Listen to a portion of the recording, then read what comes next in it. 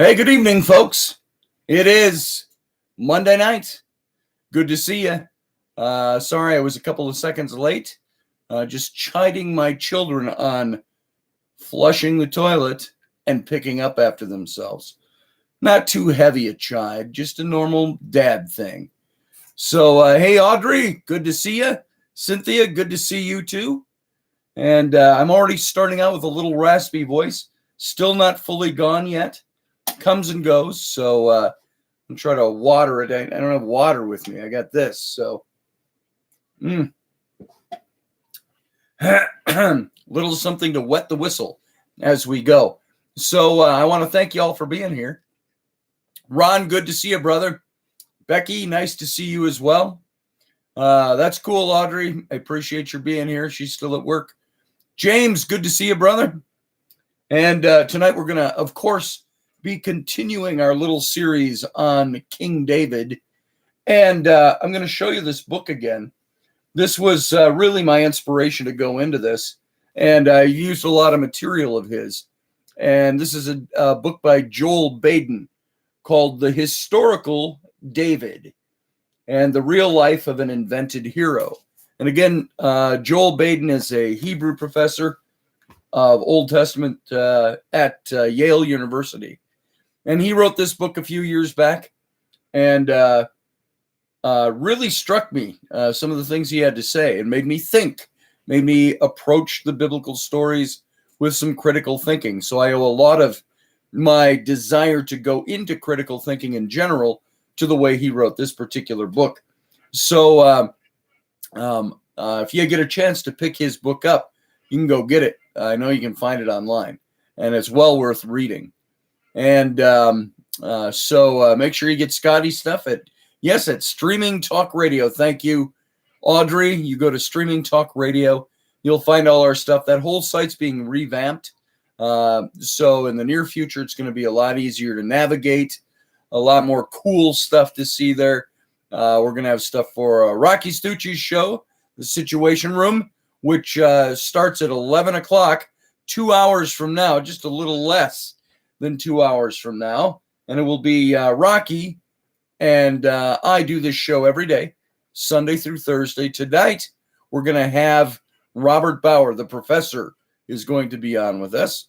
And we're going to, the target, and as if you know us, we don't always get to our topics, but the target is going to be talking about this whole ridiculous talk of concentration camps versus detention centers and all the politics behind that. And I got to tell you, folks, without getting into too much of it here, what bothers me the most about this is that this is not something that the current president started, but it's being hailed as something that is his fault.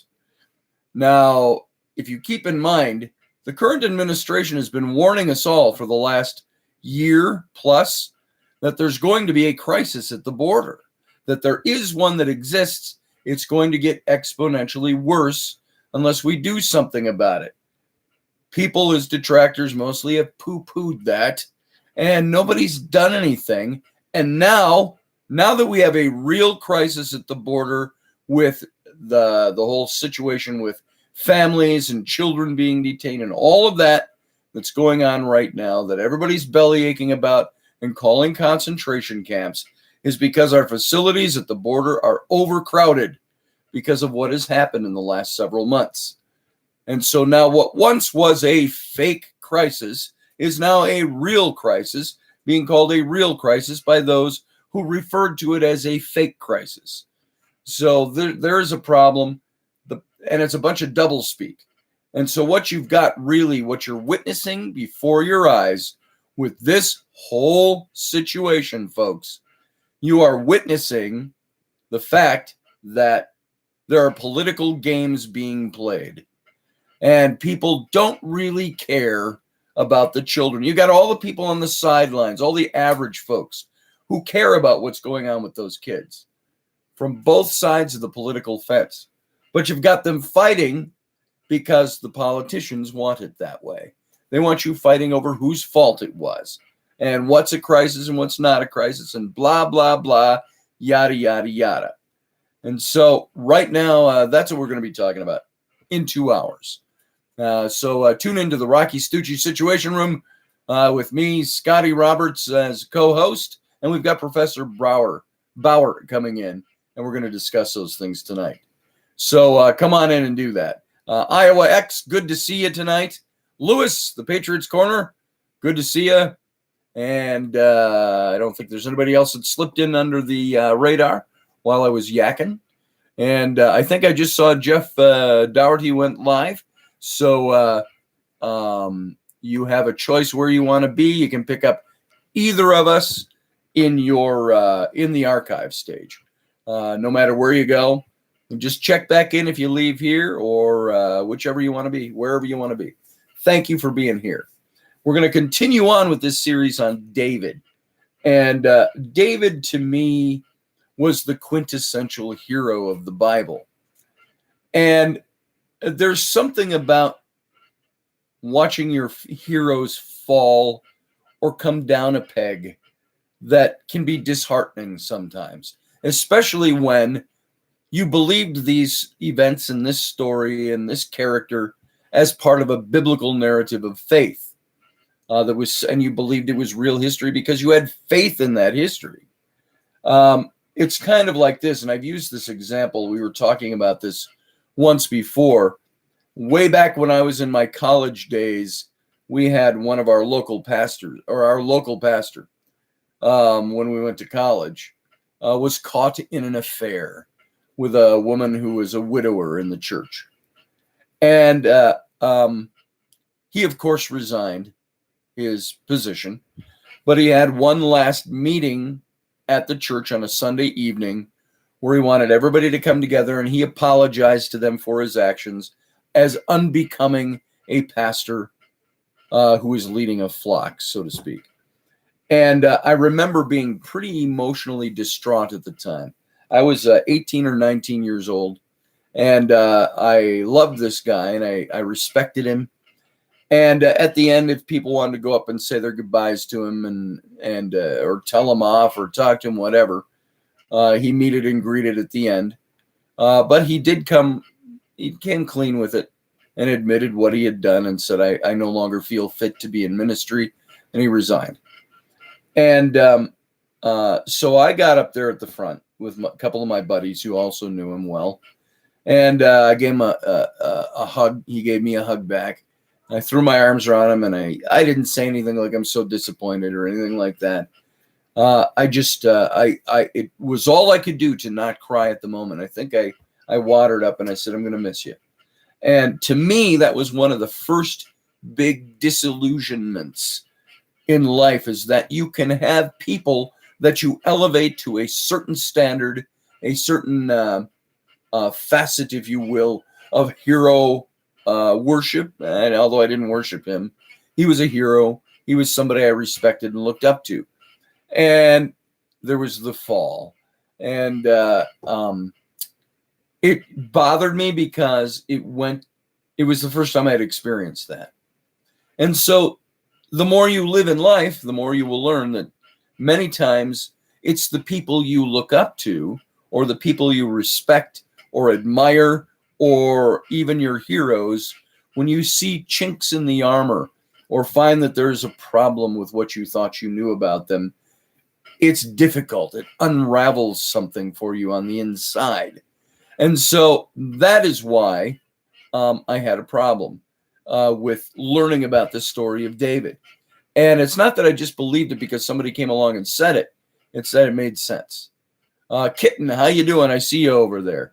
Nice to see you. I haven't seen you in the chat room for a little while. So glad to have you. So King David, to me, was never a fake character. There was it's not even to me. There's no reason to believe he was not a real person. He was the second king of the nation of Israel. And what people have cast aspersions on has been the stories, the David and Goliath story and things like that. And everybody wants to doubt it. I don't know why. They want to doubt it because it's traditional religion.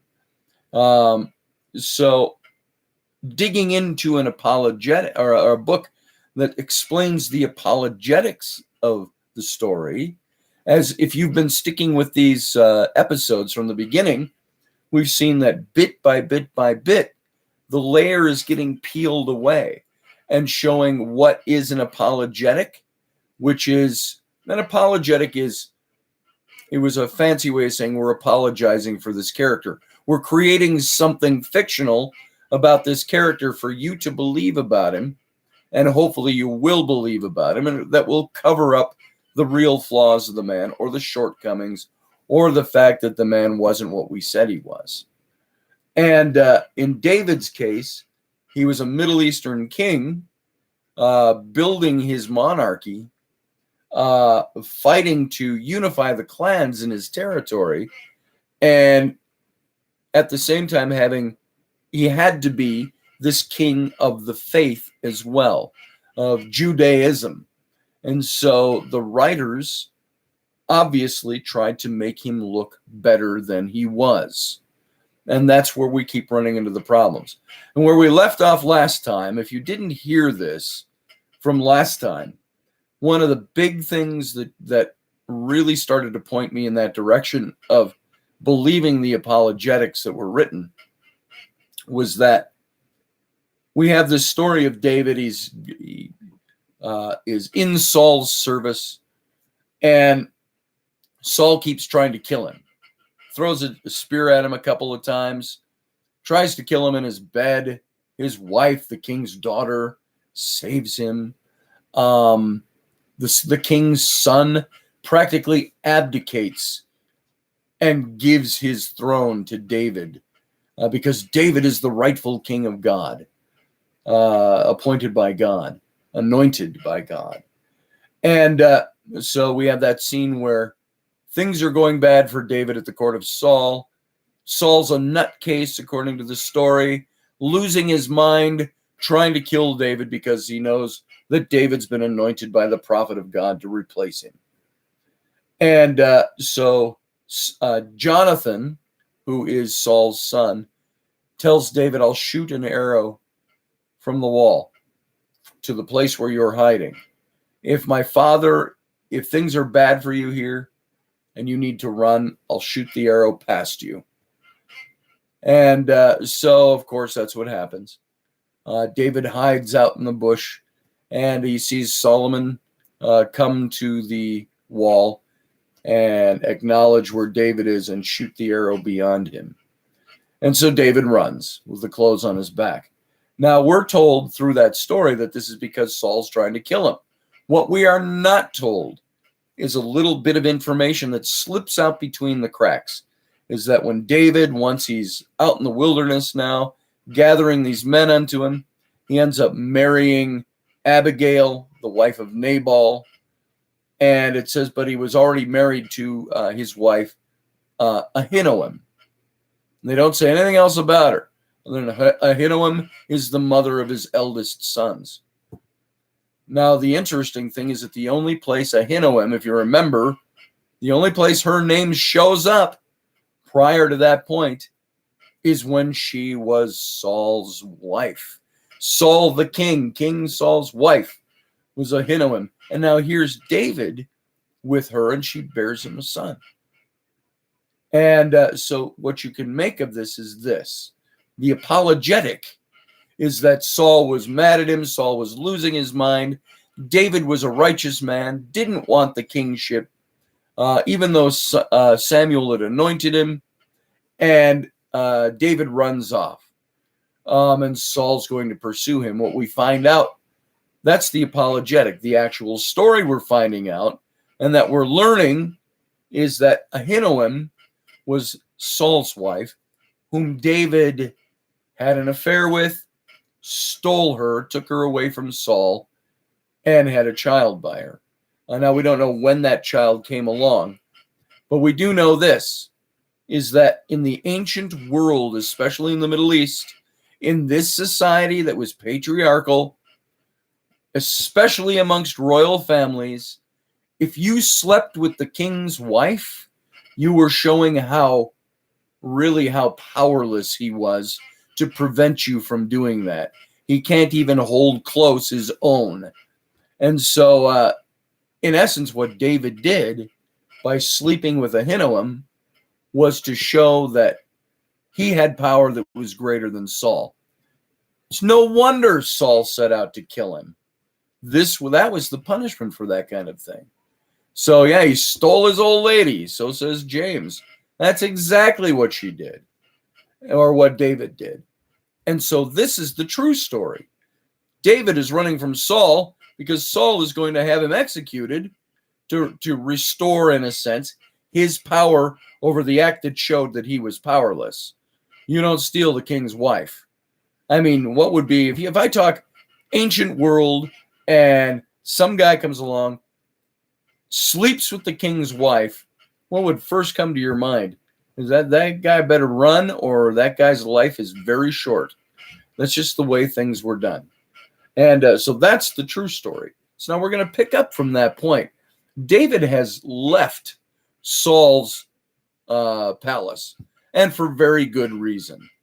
Not just because Saul wants to kill him, but that's really the reason underneath it, but because he was trying to attempt a coup to take Saul's kingdom from him. And so, talking about David in the wilderness now, he's fled.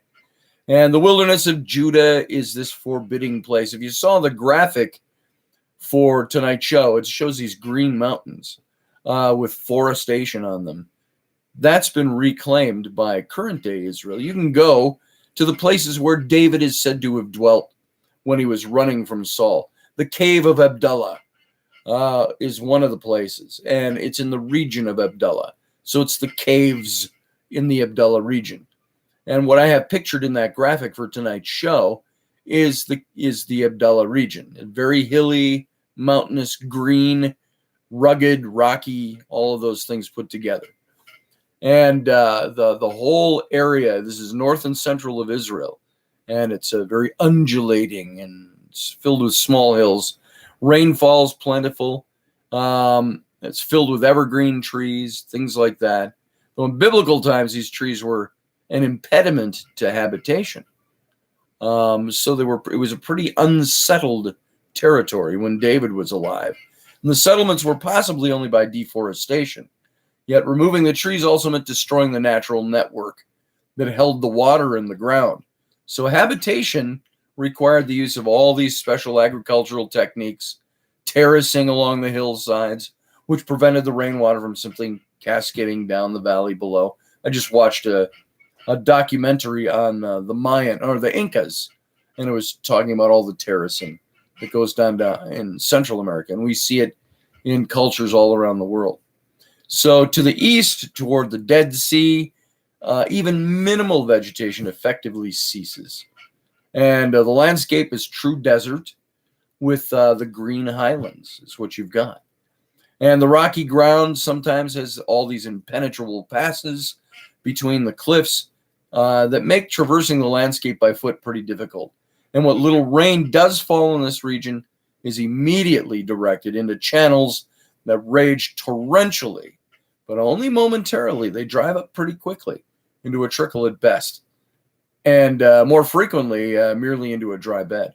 And the only occasional oasis provides any support for habitation. And it talked about David dwelling in some of these oases that were there.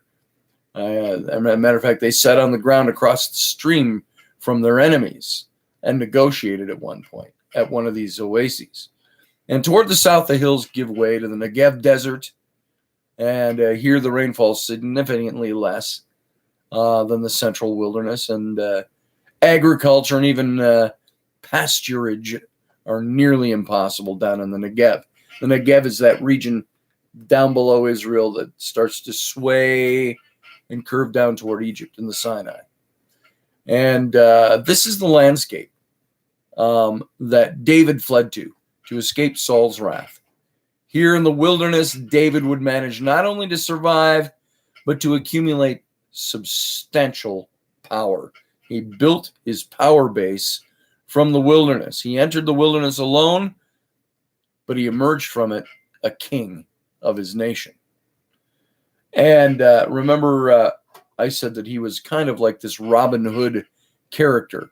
Even though Robin Hood came 2,000 years later, you've still got this character in King David that is that archetypical heroic character, and Robin Hood really almost follows some of the deeds of David.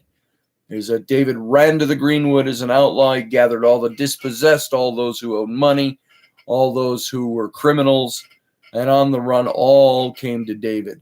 And they became 300 of his mighty men of valor. And these are the men that stuck with David. Now, I want to talk to you about David at Nob. N-O-B is the name of the town. This is where the priests had a settlement, because the temple was not built yet in Jerusalem. So according to the Bible, David's first stop after he flees is at the little town of Nob. It's east of Jerusalem. It's on the edge of the desert leading down to the Dead Sea. And there we read in 1 Samuel 21, that he was given bread by the local priest, Ahimelech, as well as the sword of Goliath, which they had been keeping in storage for him.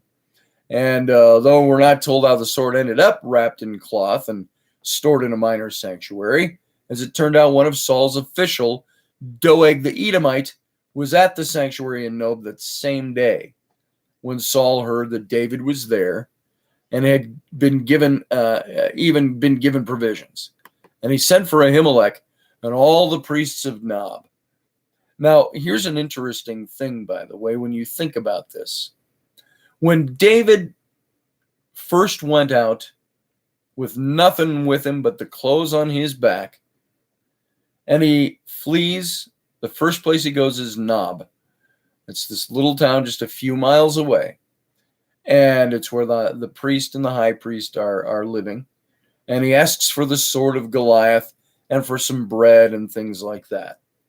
Now, it says in the biblical account that when David was seen coming afar off by Ahimelech, the high priest, that Ahimelech ran out to meet him and drops to his knees before David, puts his hands up, says, "David, son of Jesse," he says, "what do you have to do with me? Or what do I have to do with thee?" He said, "Why are you here?" In other words, what do you need? Why are you here? This is a scene that's overlooked. It's not talked about in great detail in the biblical account. But Ahimelech is afraid of David. Because who is David? David is the right-hand man of the king. David's been fighting for the king. He's this vast warrior. And all of a sudden, here he comes walking up the slope all by himself to the city of Nob, the town. And Ahimelech he's afraid of him. This is the kind of man David was. The unspoken here is David was very intimidating character. He was not this sweet, lovely psalmist of Israel. He was the warrior. He was the chief of the captain's bodyguard. This is the guy that you needed to be afraid of. He's the enforcer of Saul. And so Ahimelech sees him coming, and it's not, "Hey, it's David. Bless God, it's David coming." Ahimelech falls to his knees in fear and lowers his head and said, "What do you have to do with me? Why are you here?" Probably in fear for his life.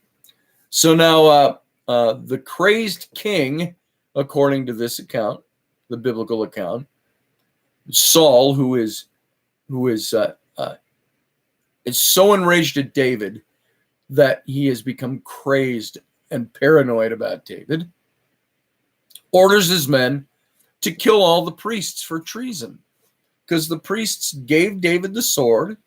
Ahimelech gave him the sword. Ahimelech gave him the holy bread, so to speak, the showbread that was kept on the altar, because they didn't have anything else to give him at that point. So they gave David bread, they gave him wine and water, and they gave him the sword of Goliath. And so Saul, for this act of protecting David, orders them all killed for treason. but Saul's servants refused to kill the priests. These are men of Israel. They're not going to kill their priests. Doeg, however, was more than willing. He killed all 85 priests. And for good measure, he went to Nob and finished off the rest of the town. He put Nob to the city of the priests to the sword, men and women and children and infants, oxen, asses, and sheep. 1 Samuel 22. As is almost always the case in such stories, however, one priest managed to escape and fled to David. And his name was Abiathar. And David promised to protect him. Now, the story serves a number of literary purposes here. This is the king who's enraged at Saul, or King Saul who's enraged at David, chasing him down, kills all these priests for aiding and abetting David. And the story serves some purposes here. It gives David a measure of cultic approval as he's helped by a priest. It emphasizes that it's just kind of like, in a way, it's kind of like, the Friar Tuck was to Robin Hood. There's this cultic, priestly, religious connection. It emphasizes that God is on David's side, is what this emphasizes, because the priest runs to David. And for Ahimelech gives David the bread only after having inquired of God whether to do so, to which God must have responded approvingly, according to this story. Remember, he goes into prayer. Should I give David the bread? Should I give him the sword? And God says, yes, do that. This is my servant David. Brings us back to David's innocent youth through the reference to Goliath's sword. David, we're to understand, is beginning all over again. This is like a new start for David now. He's leaving Saul's court. And it demonstrates the depths of Saul's unhinged anger. The destruction of Nob is this explicit bastardization of the Israelite law of herem, or the ban. B-A-N, the ban. Israel, according to Deuteronomy and demonstrated throughout the book of Joshua, was to utterly destroy Canaanite settlements during the conquest. And the description of Joshua's destruction of Jericho should look very familiar to this. It says they exterminated everything in the city with the sword, man and woman, young and old, ox and sheep and ass. Joshua 6:21. And this is precisely what Saul does to Nob. But this is long after the period of the conquest. And Nob is not a Canaanite town. In his rage, Saul has twisted Israel's laws and customs. And he says, because they aided and abetted my enemy, who we find out is acted in treason, that Saul would have been right to pursue David. But this is why he kills all the priests and wipes out the town. And the story of David in Nob participates in the same literary program that we're now well accustomed to in the David story, the elevation of David and the denigration of Saul. It's supposed to make David look good, and he's supported by the priests and by God, but it also denigrates Saul, who murders them all for the wrong reasons, for his pride, for his anger. And when these elements are stripped away, virtually nothing is left of the narrative. David leaves Nob essentially unchanged. The bread digested, the sword a myth, never spoken of again in any case. Only Abiathar's presence continues through the rest of the narrative, and it hardly requires an elaborate story like this as justification. So in short, the entire episode at Nob is a literary construction. I don't think it ever happened. There is no purpose it serves other than to show David as a righteous man and Saul as a raging madman. There's no reason to think that David ever went there. And the sword of Goliath never mentioned again. So now let's look at David and his band of merry men. Let's call them that. And throughout history, the wilderness of Judah has been a refuge for those that were seeking to avoid the eyes of those in power. They would go hide out in the wilderness. And in the 2nd century BCE, members of the Essene sect moved there to practice their unorthodox religious beliefs in peace, founding the community at Qumran, which is where we found the Dead Sea Scrolls. The Maccabees fled the wilderness at the beginning of to the wilderness at the beginning of their war against the Seleucid Empire. During the Great Revolt against Rome in the 1st century CE, the Jewish rebels made their final stand from the forbidding mountain of Masada. 100 years later, during the Bar Kokhba revolt, some of the Bar Kokhba's men fled to caves in the Dead Sea area. So this has been a place of refuge. We mentioned Masada for the first time the other night. And Masada was this, you can still go to Masada today. If you aren't familiar with Masada, go look it up, Masada, Masada. And what happened there. It was a fortress of Herod the Great's. It's on this big plateau mountaintop. And you can, overlooking the Dead Sea, you can see it, the Dead Sea from there. And it's a place where these glorious palaces of Herod were built. And there was a village up there that sustained the palaces. And you look at the Bar Kokhba revolt. I think it was Eleazar ben Bar Kokhba. Look at the revolt against Rome, where all these Essenes killed themselves rather than become vassals to Rome. Rome came in and all their supplies they had put out in the open. Rome had been holding siege. So, hang on a second here, folks. You can come up here. It's my wife under the desk. There's the keys. There you go. You. Here you go, baby. Thanks. I'll spend my money. Yeah, there you go. All right, folks. So there was my beautiful wife. So, yes, I'm looking at IOX Masada. There is a tactical error. Now, who are you thinking about as the tactical error? Joe Lee, good to see you, by the way. Seeing some people have snuck in. The tactical error, Rome tried to take Masada and couldn't. It took them, almost 2 years to build the ramp going up the side, which is still there today, the Roman ramp. But when they finally made it to the top and they broke through, there was over 200 people, the families of these rebels, who had put out all their supplies and provisions. They could have lived there forever. And they put all their supplies out to show that they had everything they needed. And they all laid their families side by side in their dwellings and committed suicide. And you can read about it in Josephus as well. They ended up trapped there. They probably could have escaped. They may have been able to hold out.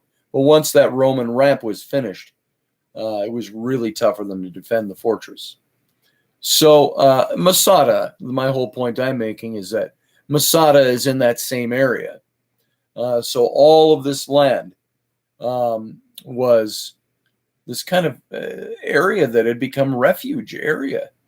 And in the Dead Sea region, that kind of north and central area of Judea. And David knew when he left, he knew precisely where he was going to go. He knew what he was doing. He escaped to the stronghold of Adullam.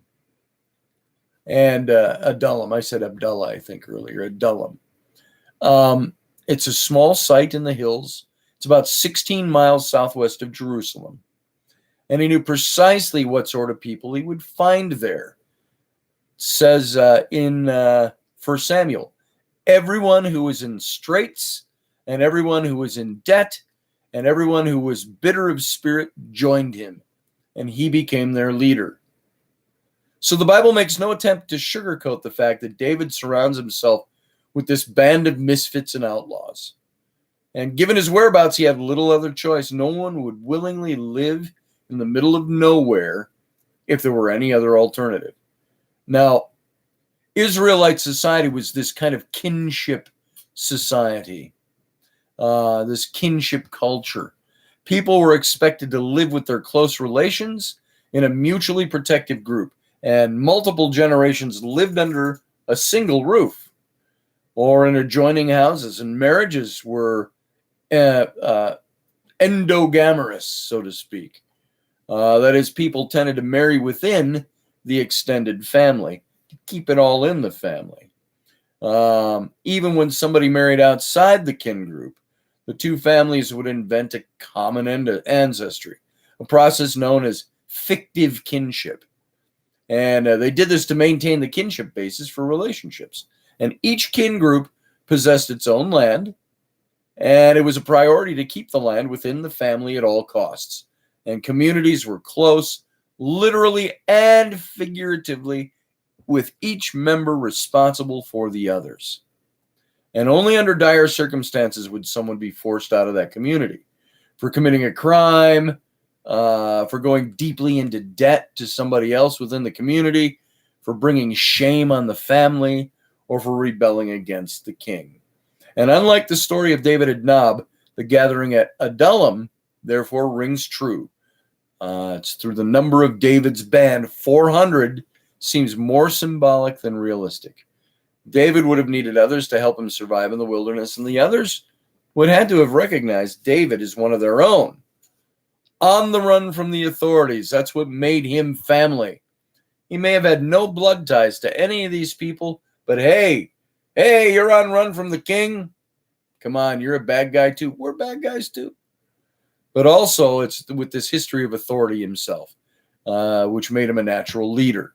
David once commanded a royal military unit. Now he commanded a private militia of outlaws.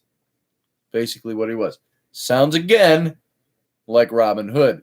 Another way to look at this too, I know we mentioned this in one of the books when we were doing some readings, is that I believe the Robin Hood legend may have been the basis for what happened with William Wallace, or vice versa.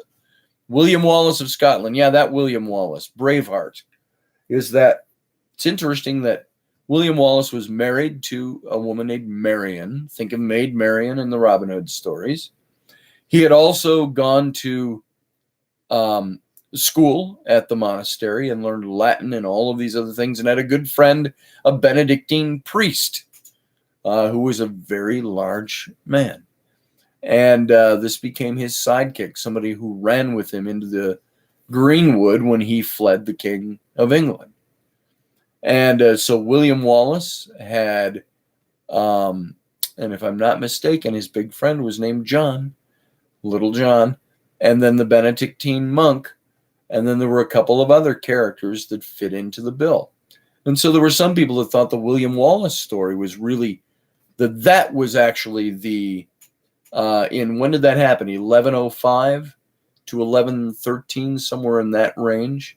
And then William Wallace was, of course, executed.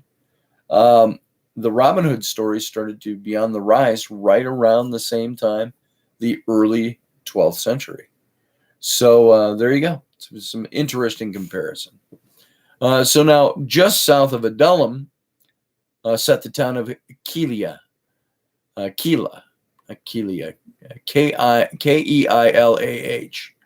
And according to the Bible, Keilah was one day raided by a band of Philistines. David took his men to protect it. It seems not to have been a particularly spectacular battle. All that's said is that David drove off their cattle and inflicted a severe defeat on them. David drove off the cattle and inflicted defeat on the Philistines. This is like the other reports of David's victories over the Philistines. Saul has won his thousands and David his tens of thousands. This is devoid of detail, except for the rather unimpressive achievement of having scared off some livestock. But David is given his due glory. It says in the passage, "Thus David saved the inhabitants of Keilah." And despite his efforts on their behalf, the people of Keilah don't appear to have been all that enthralled with David's arrival. When Saul hears that David is there, and prepares to pursue him. Now remember, these are relatively small territories. Somebody could have run from Keilah to the court of Saul in a matter of a few hours. So they're all fairly close to each other. There's just no telephones and mass communication. So David is forced to move along from Keilah. And it's not unlikely that the Philistines might really have attacked Keilah. As we've already seen, Judah, especially those towns to the west, near the Philistine heartland, was probably subject to regular incursions. It probably had little bands of the Philistines coming in and kicking the crap out of people every now and then. And Keilah is not so far from Soko, where the battle against Goliath was set, in the valley of Elah. And what seems improbable is that David and his men would venture into battle against an established military force like the Philistines. And that seems a little unlikely, although David maybe rallied his men. There's always that possibility, but it seems unlikely that he would lead a band of outlaws against a professional army. So whatever arms they may have had, they undoubtedly would have been outmatched by the Philistines. And the only plausible rationale for engaging in a battle at Keilah would be to win the trust and admiration of the inhabitants. But this is precisely what David failed to do while he was there. They were not very impressed with him. So what then was David doing at Keilah? Well, his men were not fit for any sort of regular military engagement. Life in the wilderness did not lend itself to organized preparations for battle. Again, get in your mind pictures of Robin Hood, things like these guys weren't out to do battle with the English army of the king. They were out to conduct their own raids and thieve. And so like most small militias, what David and his men had to their advantage was speed and mobility. Relatively few in number, relatively lightly armed. They had the capacity to move from place to place with ease. And facing the Philistines head on was out of the question. But going to Keilah directly after the Philistines had finished plundering it would be no problem. Such an arrival would make sense on two fronts. First, David could, with some imagination, position himself as the one who drove the Philistines away. Remember, he did this with, at the very beginning of this, we were talking about David sent his men to say, hey, we've been protecting your sheep, Nabal. Give us food and money. Maybe he's doing the same thing here. Hey, we drove off the Philistines. Give us food and money. Give us praise. Give us shelter. And so such an arrival would make sense. First, he positioned himself, I think, as the one who drove them off. Keilah was a fortified town with gates and bars, 1 Samuel 23 says. And the Philistines seem not to have actually entered it. They were only plundering the threshing floors. And threshing, as it says in 23:1, threshing was an activity done in an open space where the wind could blow away the chaff as it was tossed in the air. The chaff from the wheat. For a fortified city, this almost certainly meant that the threshing area was outside the city walls, which is where they have found most threshing floors, archaeologically speaking, outside the walls of the city. The arrival of the Philistines, pardon me,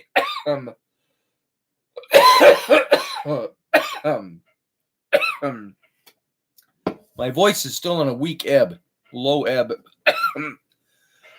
It doesn't take much to set it off.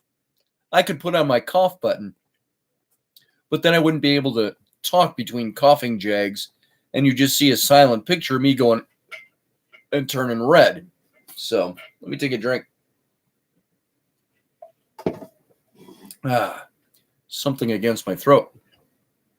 So this was a little fortified city that David went into, probably claimed that he drove them off. The threshing floors were outside the walls. This is what the Philistines were said to have attacked, was the threshing floors. The arrival of the Philistine raiding party would have driven inside the city walls for protection those in the fields at the threshing floor. And this would have left the Philistines free to plunder the agricultural produce left behind. And as the people of Keilah watched, the Philistines finished the job and left of their own accord, at which point David and his men could have appeared and claimed responsibility for scaring off the army, driving away their cattle, securing provisions, for which may have been a Philistine primary goal. And now, the second thing to look at is that David may have seen the freshly attacked Keilah as an opportunity. David, an opportunist, at this point, not hard to believe, is it? The town was vulnerable. As the Philistines had demonstrated, David and his men could provide a measure of security in case of future raids. In exchange for some security of their own, just like they did with Nabal, it seems David did in fact enter the town with his men, for otherwise Keilah would not have had the chance to give him up to Saul. But it's hard to imagine that these circumstances under which a settled community would willingly let a band of ne'er-do-wells into its walls. Such a group would be outside the walls of the city, outside of the protection of the city. And the usual kinship bonds were gone as well, and therefore accountable to no one in the town. They would have to be fed from the town's supplies, and supplies that, given the landscape, hardly could have been abundant. And they would have had to be housed somewhere, either with resident families or in public spaces, neither of which would have been desirable. But this is just what David and his men needed: food, shelter, and the very basics that were hard to come by in the wilderness. If after an attack by the Philistines, this second armed band shows up at the gates, perhaps a polite but forceful request for entrance would have been difficult to decline. But it's unlikely, highly unlikely, I think, that the inhabitants would have seen David as any kind of a hero. The moment that a greater power threatened to arrive on the scene, the people of Keilah were more than ready to turn David in. Not only because his men were sapping their resources, but perhaps out of fear that sheltering him would lead to retribution against their town by King Saul. So sheltering a rebel was a crime, and it wasn't taken lightly, as demonstrated in what I think was even the fictitious account of the priests at Nob. The whole place is wiped out because they gave David, aided and abetted David. Now, this is a real instance where the whole town is saying, look, we don't want to get wiped up by the king. Maybe we should turn him in. And the leader of the rebels takes refuge in the city of Shechem. That was in Judges 9. We read of this rebellion against the local ruler Abimelech. And this is before the time of David. The leader was seeking refuge in Shechem. The people were in league with him. Ahimelech's response is to destroy the city. He razed the city and sowed it with salt. So whether this story is true or not, out of Judges 9, it reflects a common understanding of the day and age, the traditions, the practices of the people in this region that will recur later in the David story. The inhabitants of Keilah wanted none of this. And it was their best interest to make it clear that they were not aligned with David. And David, it's clear, was not in any position to take on Saul's forces. His only choice was to leave. Now, this is another way you can tell that David probably had nothing to do with driving off the Philistines who were raiding Keilah, because he didn't even have the resources to stand up against Saul and his army. And so they took off instead of staying there. These are the kinds of things that you start to see happening to David while he's in the wilderness. No place to go, no place to stay. He's a fugitive. And the western part of the wilderness Having provided inhospitality, David and his men traveled southeast toward the Dead Sea, then into the wilderness of Ziph, named for its most prominent town of Ziph. And this place, however, was even less welcoming than Keilah had been. Saul didn't even need to threaten to come down. The Ziphites themselves went to Saul to offer David up. Perhaps they had heard of David's behavior at Keilah, or perhaps they were better equipped to fend off his requests. In any case, David seems to have found no town that wanted to take him in, but was rather moving around in the wilderness of Ziph, searching for places. Now keep in mind, this is the guy that we have learned thus far in the biblical tale as being the anointed of God. And God is telling the priests to give him the sword and to give him food. Support David. David is the righteous man, the sweet psalmist of Israel, the slayer of the giant, the captain of the king's bodyguard. But it seems to me that everybody seems to think he was kind of shifty. Nobody wanted to give him refuge. And maybe that's just because, hey, we love you, David, but if we give you refuge, it could cost us our town. Because look what happened back in the Judges. Abimelech leveled the town and salted the earth to make sure nothing ever grew there again. But I rather think it's the other. The people were unimpressed with David. David's on the run from Saul. We're going to go tell the king, dude, you're not supposed to be here. And when the Ziphites returned from meeting with Saul, David had already shifted from the hill of Hakilah, I want to pronounce this right, Hakilah, where he had previously been, to the area of Maon, a bit to the south. The biblical account makes the arrival of Saul a very close thing for David, with Saul and his men on one side of the hill and David and his men on the other side. Each were trying to outmaneuver the other, one trying to capture, one trying to escape. David escaped only when Saul was called away to defend against a new Philistine attack. Otherwise, the David story might have ended right there. Saul might have caught up with him. And this last dramatic detail, by the way, seems to be fictional, as it exists mostly for the purpose of providing an etiology for a place in the wilderness called the Rock of Separation. But true or not, it's highlighting this respective powers and advantages of the two adversaries. David's trying to not confront Saul, but to escape him. Saul is stronger than David, yet David is mobile and moves quickly from place to place to avoid capture.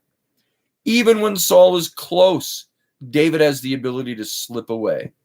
Hiding in the wilderness, constantly moving, he and his men resemble these guerrilla fighters. He and his band of merry men. And hiding in the wilderness, constantly moving, constantly avoiding Saul. Even today, with the most advanced technology, it's difficult to track down and capture small, highly mobile groups. You can see this in many different things. Uganda, Sri Lanka, Afghanistan, all of these things in current news and modern history are repeatedly proving that point. It's no surprise that David expected to be really safe in the wilderness, and yet Saul seems to regularly find him, which points to another salient feature of these episodes. Whatever affection the people once may have had for David, it evidently evaporated rather quickly. It's like I just said a few minutes ago. These people were all turning him in. David lost favor really damn quick once he was in the wilderness. And so much so that they're perfectly willing to turn him in. And this might appear to be fickle behavior. After all, the people loved David when he was fighting off the Philistines for them. But this is precisely the point. David is no longer fighting off the Philistines. We tend to think of the conflict between David and Saul as one of good against bad, of the righteous against the oppressive. But David and Saul didn't live in this abstracted black and white universe. They were participants in an established culture, an established political game or system, you could say. The tradition of the leadership in Israel, as we've seen, is one of, what have you done for me lately? That's the way the people treated the king. If the king lost a battle, the king fell out of favor with the people, and could very easily be deposed. So leaders were temporary employees. We see it in our own politics. Look at the president or any elected official. What are you doing for me now? Look how easy it is to fall out of favor with the people, and how easy it is to gain their favor. It all depends on what you do. And things were no different back then. It was just more tradition built into it back then. When the job ended, the position ended. And if the person was unable to do the job, someone else usually stepped up and did it. And they gained the favor that was once the other person's. So popular affection was pinned not to the person, but to a persona.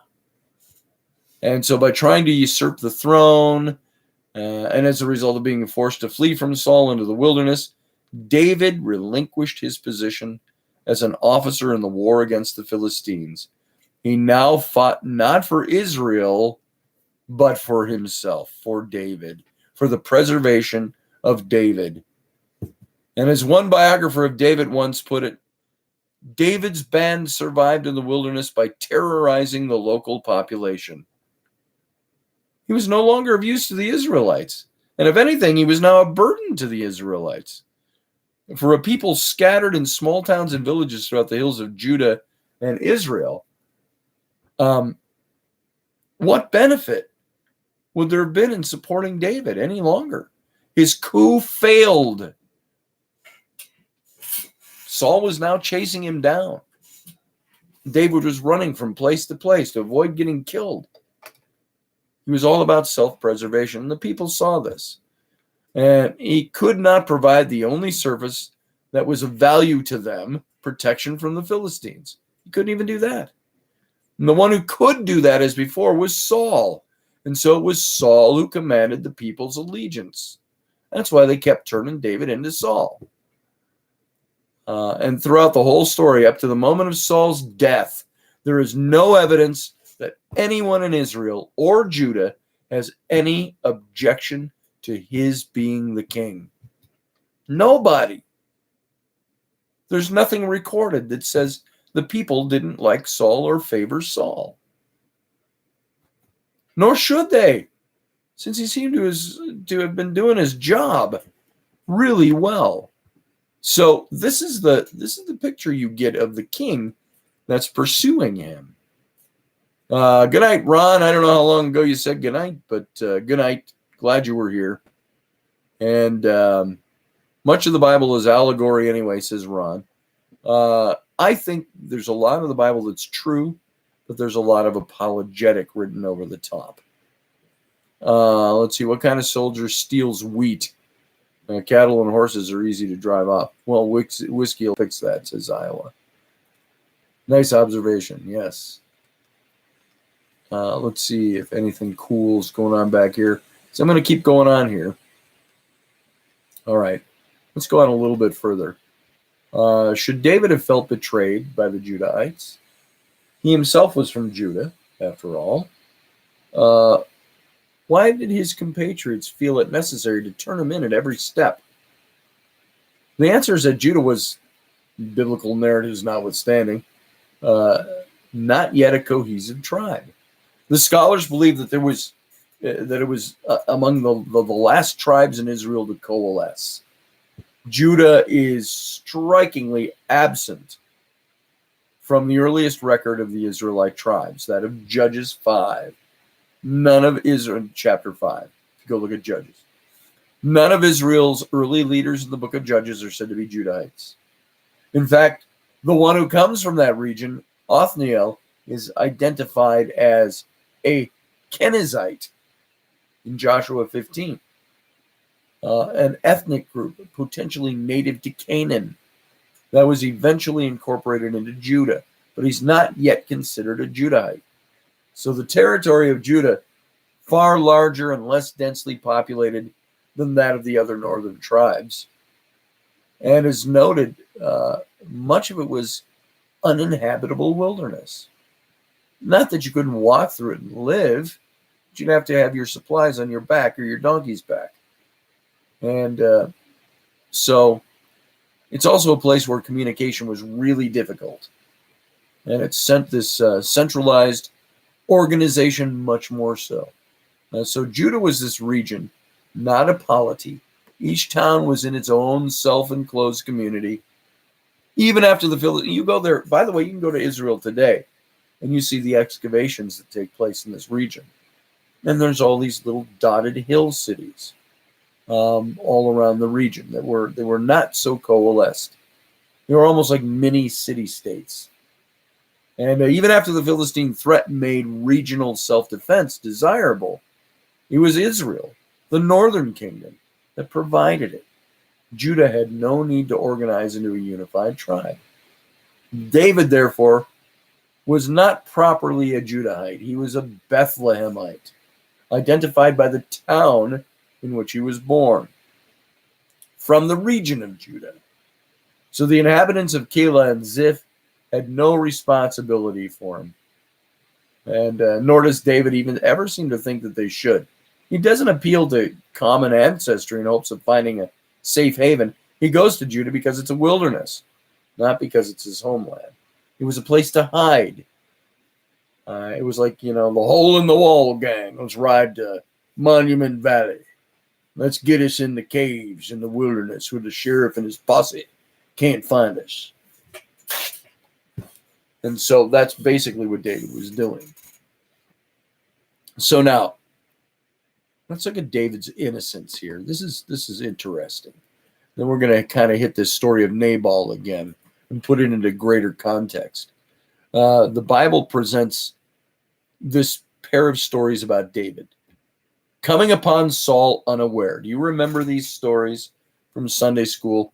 I ask that because I probably know these stories more inside, not because of my Bible college days, my seminary days, having studied all this stuff. Some of you may remember hearing some of these stories where David spares Saul's life twice.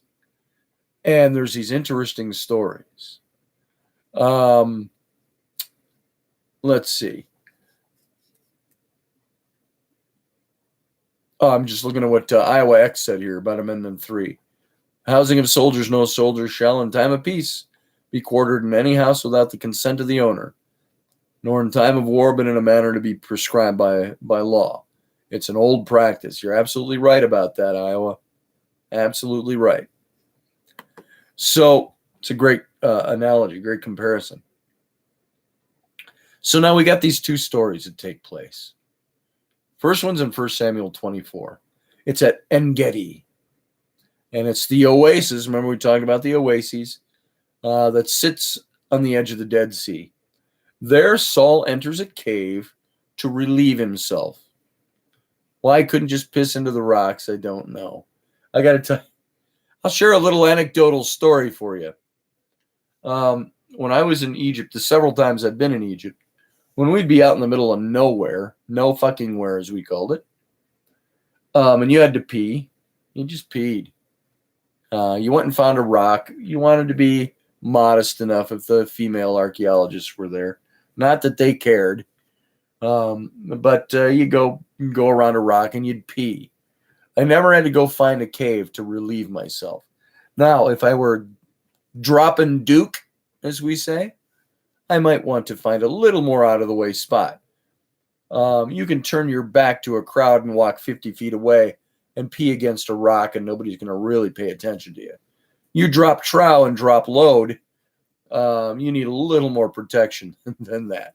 So I remember there were times where, we'd walk around the side of a sand dune, kick out a hole with our boot, drop it, and I always carried in a Ziploc bag. I always carried wipes with me just in case I was caught out in the desert and needed to go. Not that I couldn't find a place. It's that, how do you clean yourself? So, yeah, we did some of that. And so there were several places where I christened the landscape. And then, of course, you take sand and rocks and you bury your deed so nobody will find it. 10,000 years from now, maybe they'll find a piece of paper there left over. I rather doubt it, but in that arid environment. So, yeah, you lift your legs, James. Lift your leg. So, shit, yeah, says James. I will tell you a little story that John Ward gives me crap for all the time, pun intended. We had some people that we took to Egypt, and man, we're out on the ruins of the palace of Amenhotep III. And there's not much there. Sand dunes to the Sahara side of Lake Malkata, if you remember us talking about this in the book. And boy, I had to go. It just hit me. And sometimes, believe me, folks, if you go there, start eating the food, and you're there for a few weeks, sometimes the need to go just strikes you out of nowhere. And so I said, look, I'm going to go around the side of that dune. I go around the side of that dune, and I unleash the hounds. And into a hole I dug with my foot. And I'm all satisfied that I'm done. And I'm checking and I don't have anything with which to clean myself.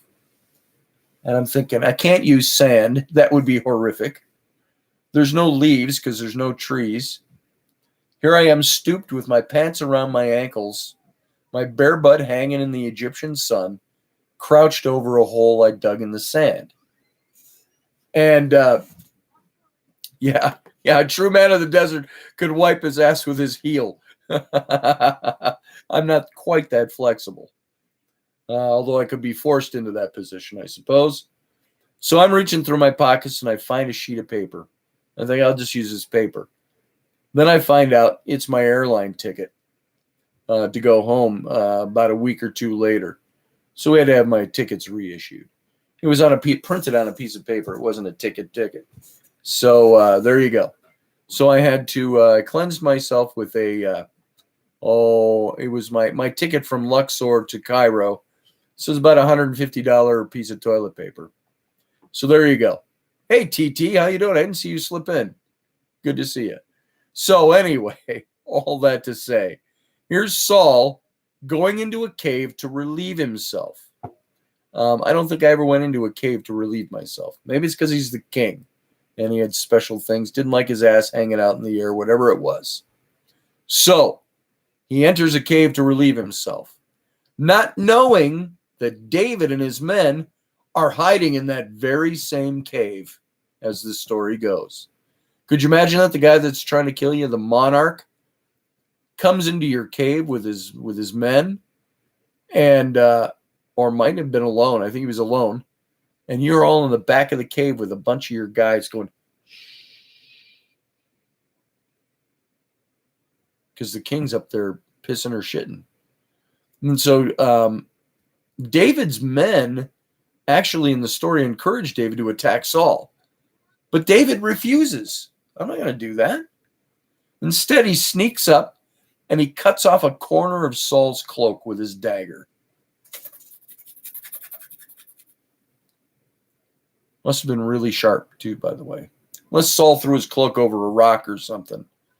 Probably. I got to tell you, I've had to go do the poo thing when I'm just like wearing a kilt. Just trying to get the pleats out of the way is ridiculous. You're pulling up, you don't want to unload inside your tresses. So now here we go. So he cuts off a corner of Saul's cloak. And he somehow accomplishes this without Saul even noticing that it happened. And as Saul starts to leave, David steps forward, shows him the swath of cloth, thereby demonstrating that though he had the opportunity, he didn't lay a hand on the king. What does Saul do? He admits that he's been in the wrong. I'm in the wrong. You are a better man than me, David. He even proclaims David's going to be the king and have a dynasty, and he requests that David will not wipe out, how appropriate a bathroom scene, will not wipe out Saul's family after he's achieved the throne. And David agrees and they part ways. So this first story, Saul goes into pursuing David. He wants to kill him. David sees him in the cave, relieving himself, cuts off a corner of his cloak. When Saul leaves, he yells out to David from the cave. And he says, I cut this because I will not lay a hand on you. You are God's anointed, he says. Trust me. And Saul apologizes, feels all guilty, and even says to David, when you come to the throne, remember my family. Don't wipe them out. And David promises to do that. So now there's a second story that's very similar. It happens in the wilderness of Ziph that Saul falls asleep inside a cave. David sneaks up behind him. Again, David's men encourage him to kill the king, but David refuses. He says that when Saul's time comes, his death will be by the hand of God or in battle, not by my hand, David says. So instead, he grabs the spear and the water jug lying beside Saul and takes them some distance away with him.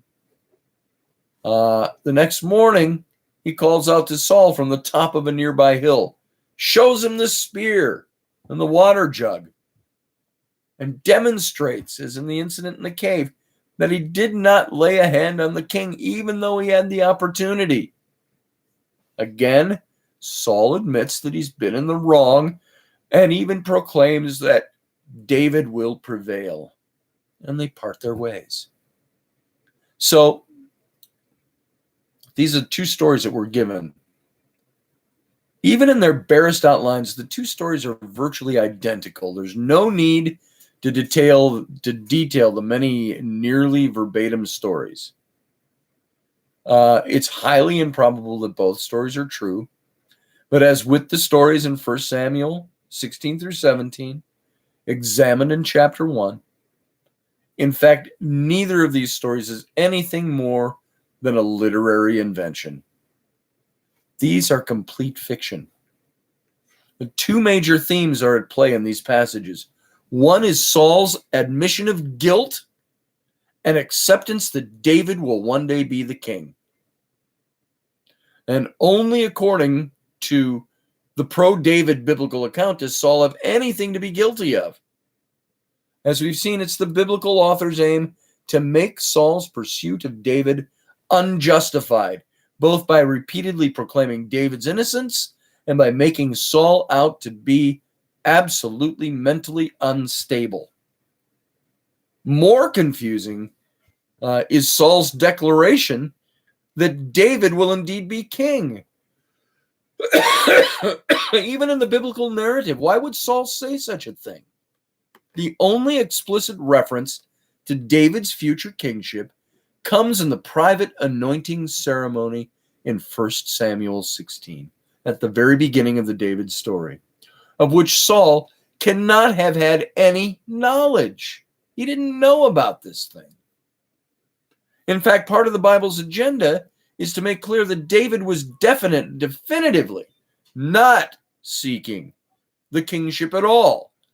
What we have here then are two episodes composed with the larger literary scope of the story of David in mind, with the knowledge that both the private ceremony in 1 Samuel 16, the anointing by Samuel of David, and David's eventual ascent to the throne.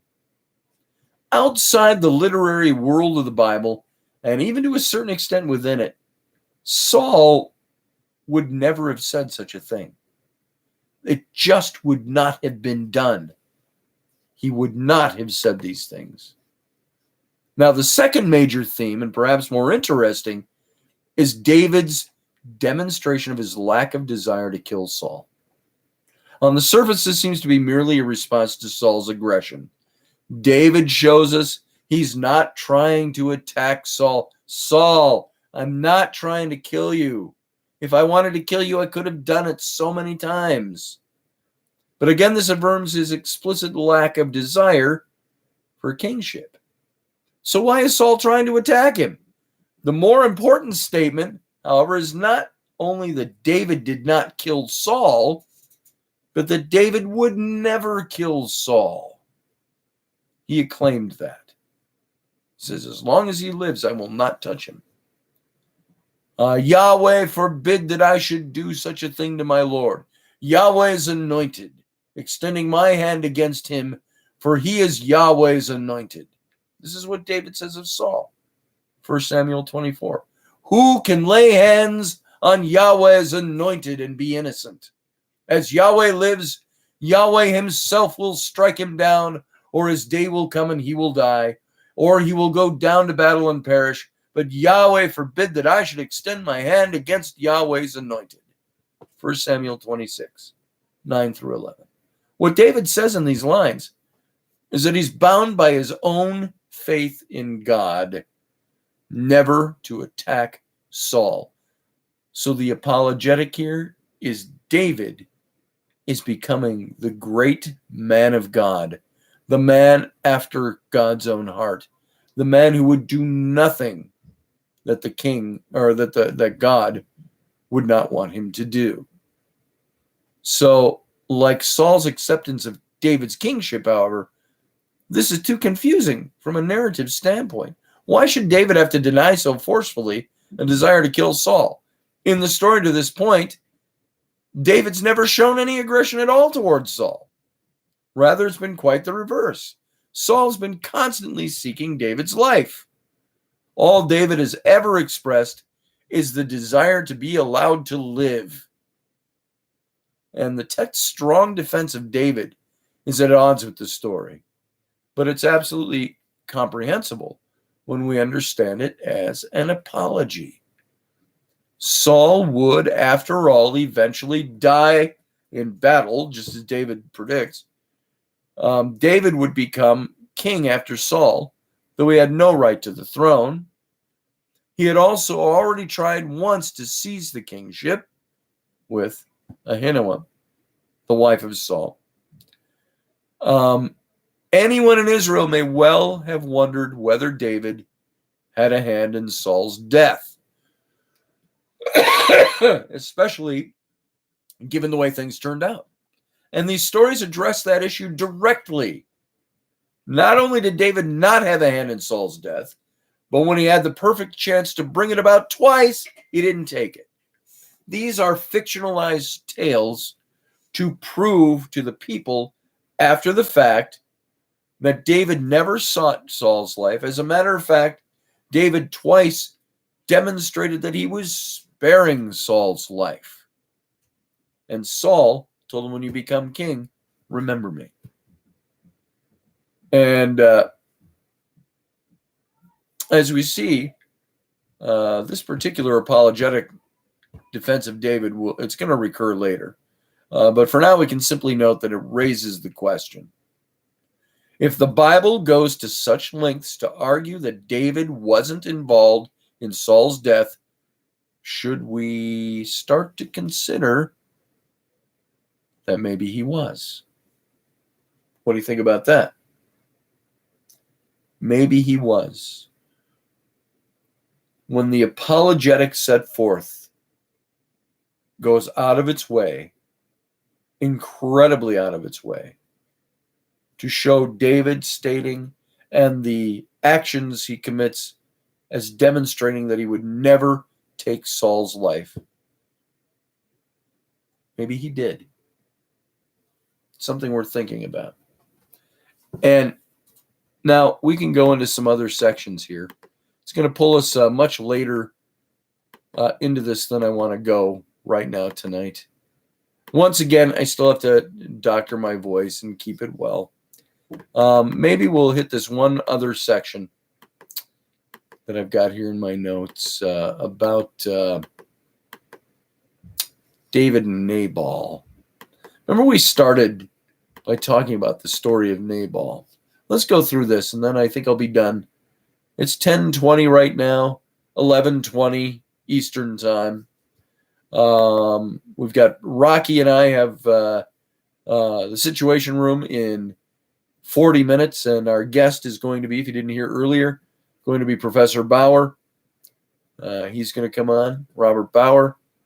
And let's see. How about this? Let's go through this. Israel's God is not our God. It's a personal God of war for Israel at a time when every nation had their own personal gods, says Joyce. That's very astute. Let's see. Scotty Gums must be healing well, too.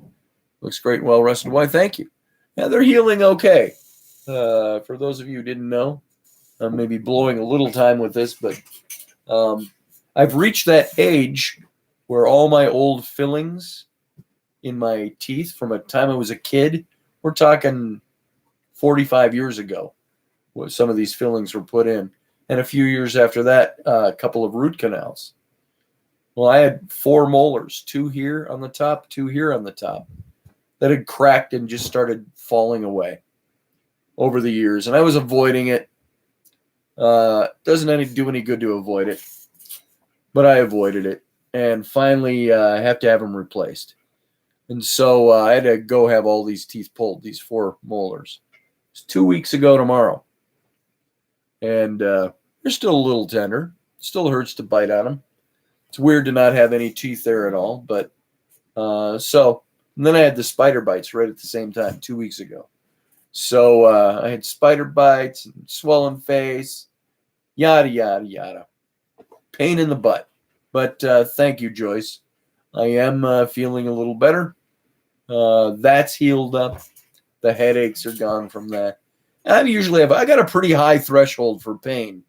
That doesn't mean I don't suffer from things from time to time. So it's like when I had my heart attack and my open heart surgery 2 years ago. When I had the heart attack, I had no idea I was having a heart attack. It was just like, God, that feels strange. And my shoulder hurts. And that went on for 3 days. And back in my youth, when I was, bodybuilding and all of that, when I was a young man, I had injured my shoulder once. And from time to time, I would get rotator cuff type problems with my left shoulder. So when I was having my heart attack, that's where it was hitting me. And then it went down into the armpit a bit. And I'm like, wow, I really must have slept on my shoulder wrong. And I thought it was the old injury acting up. So I've got a high threshold for pain. And it went 3 days. But pain that'll put me under quicker than any other, tooth pain. You get an abscess or something like that, I'm done. So that's the worst kind of pain to put up with. So let's see. Joyce, sorry for that rabbit trail, folks. The story of David and Goliath makes no sense to me, but now I understand the book of Jewish tales completely. The times, the audience, the relevance, it's all about Israel only. You're right. Jesus even said, I come only for the lost sheep of Israel. And Joyce, if you weren't here with us for when we were talking about the Goliath story, that's another part of an apologetic in the account of David, is that he probably wasn't the guy who killed Goliath. As it's mentioned that Elhanan, the Bethlehemite, in a list of deeds of the warriors of David, all their deeds that they did, in this list in the book of 2 Chronicles, outside the story of David, written by somebody else, says Elhanan killed Goliath, the Gittite of Gath, whose spear was like a weaver's beam. We only hear that description one other time, when they're describing Goliath in the David story, that Goliath was from Gath, a Gittite, and that his spear was like a weaver's rod. Well, you've got Elhanan over here in a different book, in a list of heroic deeds of David's men. And it doesn't give us much account. That's all we know about Elhanan.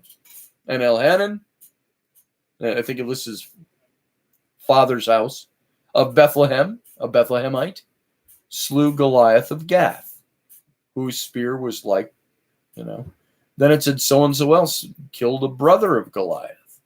So-and-so else. And by the way, in the English Bible, it has killed Goliath of Gath, or the brother of Goliath of Gath. But it's in italics. in the English Bible because it doesn't exist in the Hebrew writing.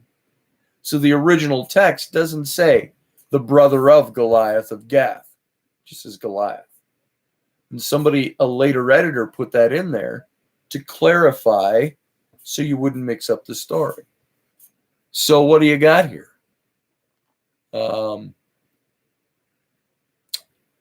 Jeannie says, oh no, no elephant sitting on your chest. Nope, I didn't get that, Jeannie. So Joyce says, I've heard that the Hebrews and the Canaanites were the same people in ancient times because the land of Canaan was under Egyptian control when the Exodus was supposed to have happened. Canaan was under Egyptian control. But that's only, get this now, when they placed the date too late for the Exodus. I think many of those characterizations of Israel historically is if you place the Exodus later, under the reign of Ramses or later. I believe it's much too late. And we went through that when we read through and did commentary on the Exodus reality. Is that I believe the reign of Ramses was far too late, and why when the Bible says that the Hebrews built the treasure cities of Pithom and Ramses, it's not saying that Ramses was the pharaoh of the Exodus. It's saying that they built the treasure cities. Well, what we know already now, especially since I read that in my book, after having researched it, is that the treasure cities of Pithom and Ramses were the cities that Ramses II, or Ramses the Great, built atop the city of Avaris, which was the city built by the Hebrews 400 years earlier and had fallen a little bit to waste. He rebuilds them as his treasure cities.